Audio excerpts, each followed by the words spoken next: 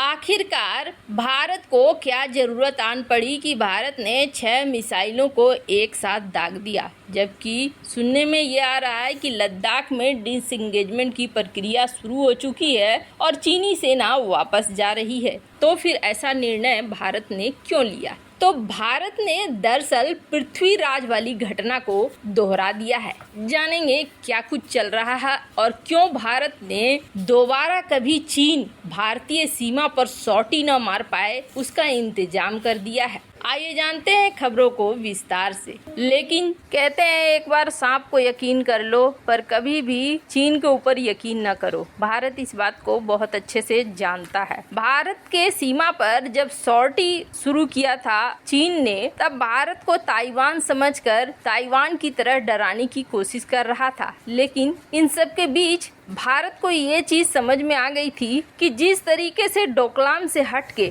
चीन ने तैयारियां शुरू की और वापस से आया चीन, वैसे ही चीन फिर से तैयारी करके वापस आएगा। मोहम्मद गोरी को अगर पृथ्वीराज चौहान ने पहली ही हार में मौत के घाट उतार दिया होता तो फिर इतिहास कुछ अलग होता। इतिहास ये नहीं होता जो इतिहास आज दिख रहा है, पर इतिहास बदल गया सिर्फ और सिर्फ इस कारण से कि उस जगह पे पृथ्वीराज ने माफी दे दी और पृथ्वीराज ने सोचा कि जुबान की कीमत है, लेकिन यहाँ पर जुबान की कोई कीमत नहीं थी। वही हाल चीन के साथ है। जमीन के लिए चीन के ऊपर जुबान की कोई कीमत नहीं है। जब चीन ने भारतीय सीमा पर सौटी मारने शुरू कर दिए तब भारत को महसूस हुआ कि ऐसे मिसाइलों का होना जरूरी है जो क्विक रिस्पॉन्स दे, बहुत तेजी से जवाब दे और जवाब दे तो सामने वाले का परखच्चा उड़ा दे। और ये होना चाहिए सरफेस टू एयर, ताकि इस तरह की सौटी मारने का हिम्मत कोई न कर सके। और ये बेहद जरूरी था क्योंकि धीरे धीरे अरुणाचल प्रदेश में तो भारत ने होवित्जर तोपों की तैनाती कर दी। होवित्जर तोपों की तैनाती करने के पीछे बड़ी वजह थी कि अरुणाचल प्रदेश को लेकर चीन अपनी डींगे बढ़ा रहा था और ऐसे में चीन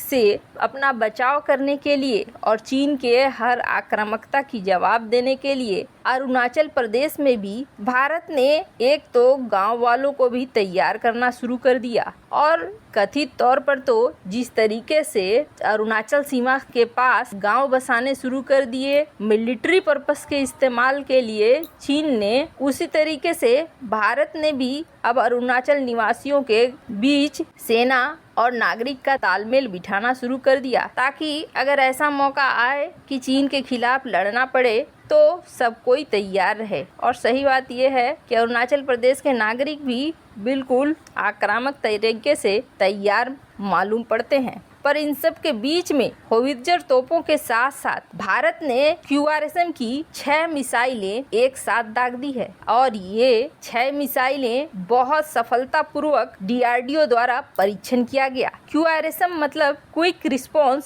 surface to air missile. Bharat पुरानी गलतियों को दोहराना नहीं चाहता है और अपनी सुरक्षा व्यवस्था को हर हाल में मजबूत रखना चाहता है। किसी भी तरीके से अपनी सुरक्षा व्यवस्था में कोई कमी नहीं लाना चाहता है। वैसे आपको क्या लगता है, भारत बिल्कुल सही दिशा में चल रहा है या नहीं? कमेंट कर जरूर बताएं। जल्द मिलते हैं अगले वीडियो में नई खबर के साथ।